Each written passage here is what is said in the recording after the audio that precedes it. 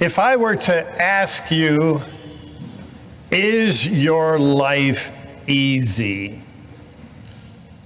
What would you say? Probably not.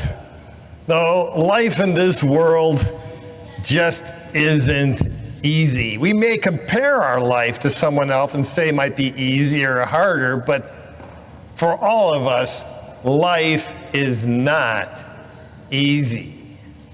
Now, if I were to ask you, would you like an easy and comfortable life? How would you respond to me?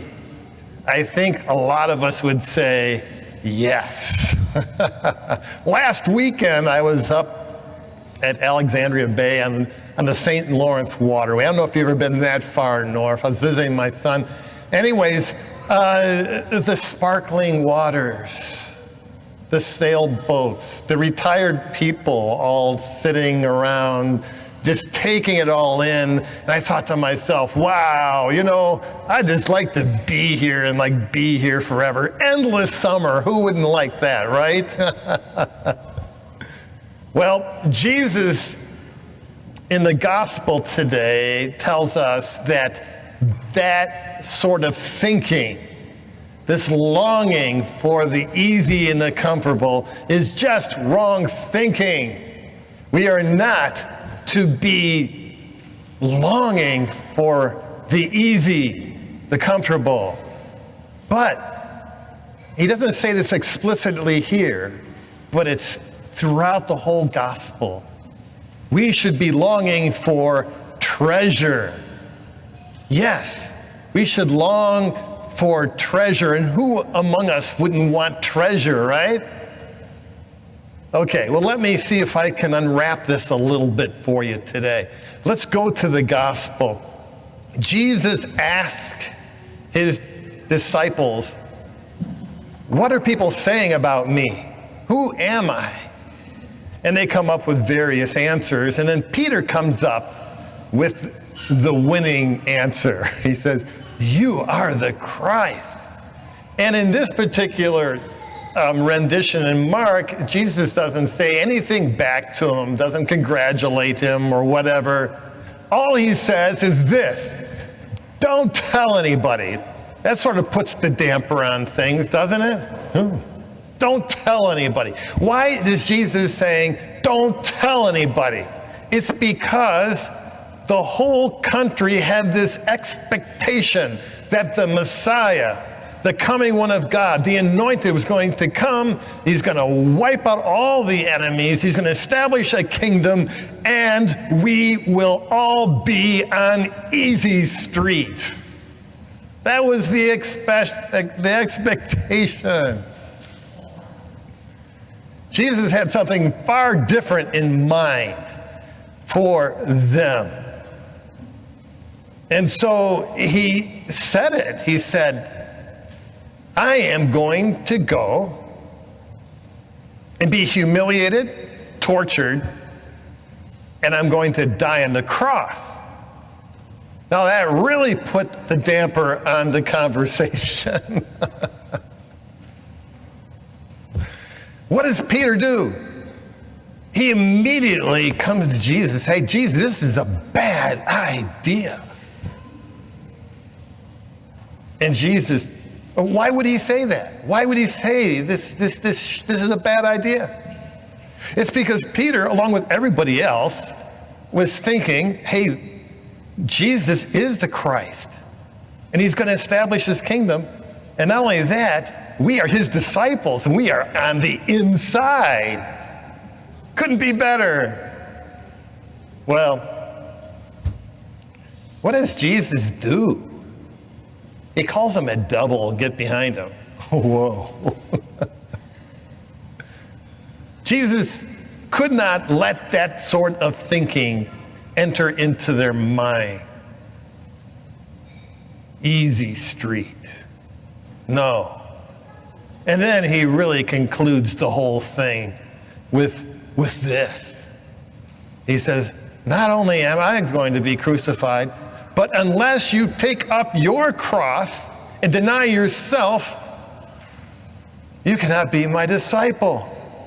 Now, he's saying, yeah, you have to live a life like I do, and you have to die a life like I do. That was not in the cards for these guys, okay? This is shocking. What's going on here? Well, at this point, I'd like to go over to the epistle reading. Because James sees something going on in the first century, or the first generation of believers. There were these believers who believed in Jesus, and they were all excited about Jesus, and they heard what Paul was saying, that we're no longer under the law, and they interpreted this as easy street. Oh, wow, I've had an encounter with Jesus. Jesus is real to me. I had this wonderful subjective connection with Jesus. But James says, but look at your life. You have faith, but you don't have any works. And believe me, brothers and sisters, we tend to split these things long before the 16th century with the Protestants. You see, faith is a right attitude toward God. It's an attitude that says, Jesus, God, I believe you. I know you have your best in mind for me. And I'm not going to take matters into my own hands. It might be I've had an encounter with Jesus, and I believe. And you might say, I believe everything the Catholic Church tells me, and whatever. All that, and you might not have anything as far as works. And what's works? Works are action. If you're over here on the faith side, you don't have action, then you are not what the scriptures call a righteous person. A righteous person is one who's integrated fully with the right attitude, faith, and with action. And most of us fall on one side or the other. Some of us say, hey, faith is easy for me. And it just so happens that you have this wonderful gift. Do you have action? Or some people say, well, I don't have much faith. And as a matter of fact, it doesn't matter what you believe, as long as you're a good person and you give to the poor and you have these actions. You see? And you don't have any faith. The scriptures tells us that the integrated person, the whole person, has seamlessly put together in their life both the attitude and the action. And that is not easy. Matter of fact, the only way we can really do that is by following the way of the cross, following the life of Christ, who was perfectly integrated with attitude and action.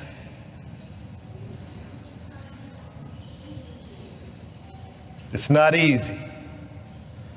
Now, let me put it together for you. We're not to seek a life of ease and comfort. We are to seek treasure. And there's an old saying that there are 4 parts for seeking a treasure. Do you want to know what those 4 parts are? Of course you do.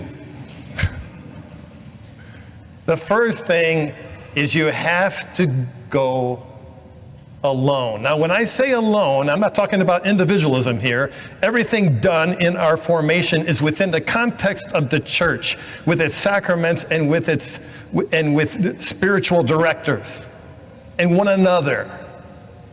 When I mean go alone, is that we must separate ourselves from the crowd, which is fully engaged in trying to get comfort and ease. We have to walk away from that tendency. We have to say, I'm not going to go there. Giving up on my longing for ease and comfort. That's what it means going alone. You're separating yourself from this culture which is totally invested in trying to get us to live life of ease and comfort. So you have to go alone, okay? The second thing is you have to go out at night for a treasure. What does that mean? It means this. We have to be counterintuitive. Everything Jesus taught us was counterintuitive. If you look at the Sermon on the Mount carefully, you'll see that Jesus is telling us that everything we think is right side up is upside down. And everything Jesus is trying to do is to get us to think right side up. And it's like walking into the dark. It's like walking into the night. So we have to let go of our orientation, our natural orientation. And that's what it means to go out at night. So what's the first one? We have to go out alone, separate ourselves from the crowd. We have to go out at night. That's the second. And the third one is this. We must shed blood. And to the degree that we have shed blood is the degree of the treasure that we will receive. Now, what does this mean? Well, this takes us to the gospel today. Unless we take up our cross, crosses were bloody things, dear brothers and sisters.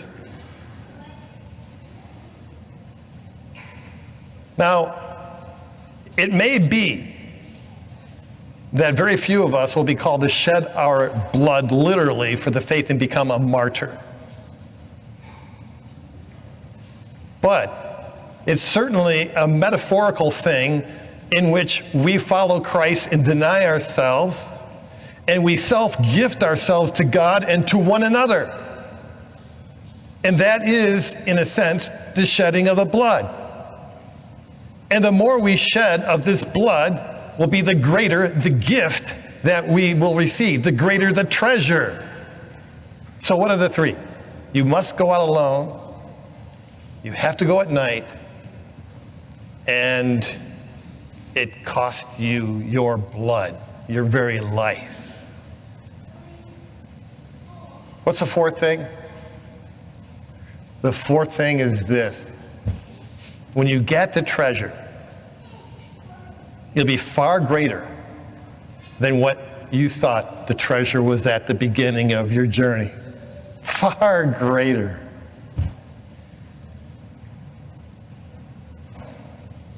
Jesus wants us to long for the treasure. We're made for the hunt, not for ease and comfort. You know, yesterday was a pretty full day for me. I was pulling out in the afternoon. I got all these neighbors around me, and believe it or not, they're all older than I am. I'm the youngster in the thing. And they're all my retired buddies, and we always get together and have a great time. They go down to the Methodist church over there, but that's okay, And so I was pulling out and saying, have a great day. And they smiled at me and say, we're retired. You know, I don't think I'm ever going to be retired. You know, I don't know how to play golf. What would I do? I am here by God's grace, and it is a place where I seek my treasure. In fact, I'll tell you what, you are all my treasure. You really are. Such a great joy. Is it hard and difficult? It is. It's not easy, but Jesus never said it was going to be easy, did he? No. No, this is not easy street. But it's a place where I and you, my dear brothers and sisters, you don't have to be a priest Dear God, to be able to seek this treasure here at the church. Seek the treasure that's before you here at this church, where you can give yourselves over in so many different ways to one another. You could separate yourself from this wrong-headed idea of life being easy and comfortable. Go out into the night where Christ shines with unearthly light. Self-gift yourself to one another, and you'll find treasure that's far beyond anything that you could ever imagine. Jesus promises you that.